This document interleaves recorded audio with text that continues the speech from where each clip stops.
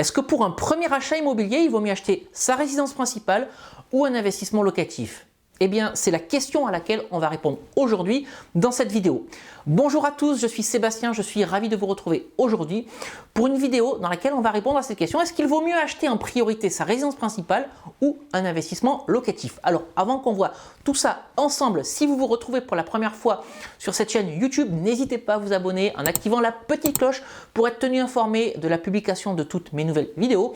Ici, on parle immobilier, ici, on est en famille et vous allez voir qu'on parle des différentes stratégies que vous avez à votre disposition pour vous créer un patrimoine immobilier grâce auquel vous pourrez vous générer des compléments de revenus. Alors venons-en au sujet du jour. Est-ce que pour un premier investissement immobilier, il vaut mieux acheter sa résidence principale ou un investissement locatif?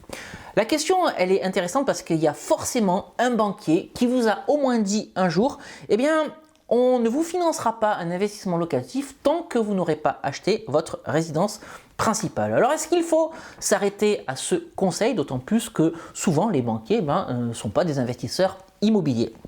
Et on en revient donc au débat. Est-ce que la résidence principale est un actif ou est-ce que la résidence principale est un passif? On va voir deux scénarios dans cette vidéo. Premier scénario, eh bien, vous êtes en location, c'est-à-dire que vous êtes locataire de votre résidence principale. Vous habitez donc dans un appartement ou une maison que vous adorez.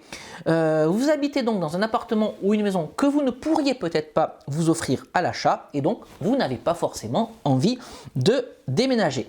Dans ce cas-là, si vous souhaitez investir dans l'immobilier, la seule option qui s'offre à vous, c'est l'investissement locatif. Et la conséquence de tout ça, si vous achetez votre investissement locatif et que vous l'achetez bien entendu, je rappelle que quand vous investissez dans l'immobilier, vous devez faire une plus-value à l'achat et vous devez uniquement acheter des investissements immobiliers rentables qui vous dégagent du cash flow. Donc les conséquences de tout ça, c'est que vous allez avoir un investissement immobilier qui va vous ramener du cash flow tous les mois, c'est-à-dire des compléments de revenus. Vous allez pouvoir continuer à résider, à habiter dans un appartement ou une maison qui vous plaît, où le loyer est peut-être sous-évalué, en tout cas qui correspond à vos revenus issus de votre activité professionnelle. Et donc, vous allez être gagnant sur les deux tableaux. Pourquoi? Parce que vous aurez un reste à vivre plus important, loyer sous-évalué, plus complément de revenus grâce au cash flow. Et en plus, vous commencerez à vous constituer un patrimoine immobilier avec le premier investissement que vous aurez réalisé. Et ça va être très facile de l'expliquer à la banque, surtout si vous amenez tout ça avec des chiffres. Et rappelez-vous que la banque, elle aime les chiffres. Donc, il faut expliquer tout ça à la banque, tout simplement, avec vos loyers d'un côté, vos dépenses de l'autre, et ça passera très très bien. Et puis malgré tout, il peut arriver que le banquier ou la personne que vous allez en face soit têtu et ne veuille quand même pas financer un investissement locatif tant que vous n'êtes pas propriétaire de votre résidence principale. Là, qu'est-ce que vous pouvez faire? Eh bien, vous pouvez tout simplement dire que vous allez acheter un bien immobilier pour y faire votre résidence principale, même si ce n'est pas vrai. Après tout, personne n'ira vérifier derrière. Attention, attention toutefois, il faut que le type de logement que vous allez acheter pour faire de l'investissement locatif corresponde à ce dont vous avez besoin. Si vous achetez un studio et que vous êtes en couple avec 2 ou 3 enfants, on comprendra très bien que ce ne sera pas pour y élire votre résidence principale.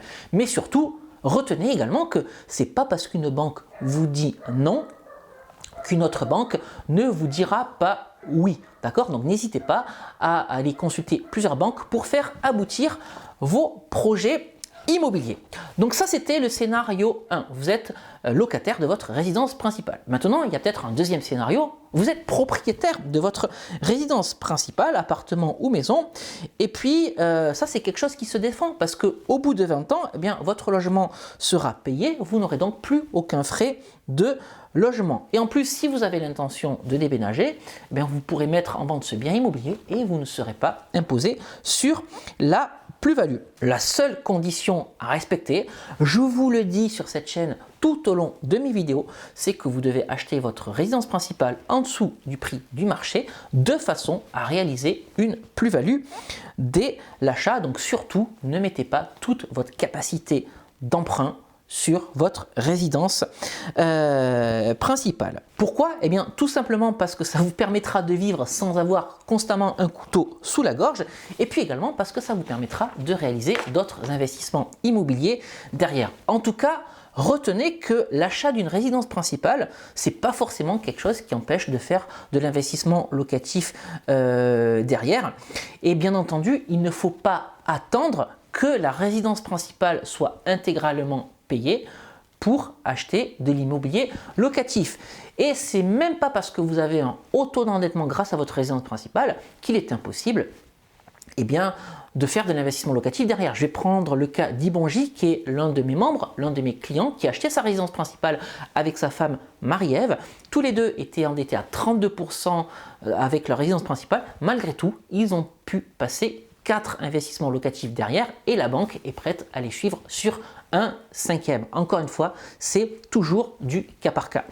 Quelle est la conclusion qu'on peut retenir de tout ça? C'est qu'il n'y a pas de mauvaise ou de bonnes solutions. En fait, libre à vous de commencer par votre résidence principale et ensuite de faire de l'investissement locatif, ou libre à vous de commencer par l'investissement locatif et d'acheter ensuite votre résidence principale. Voilà, l'un n'empêchera pas l'autre de fonctionner. L'essentiel, c'est que vous puissiez avancer dans la réalisation de vos projets immobiliers.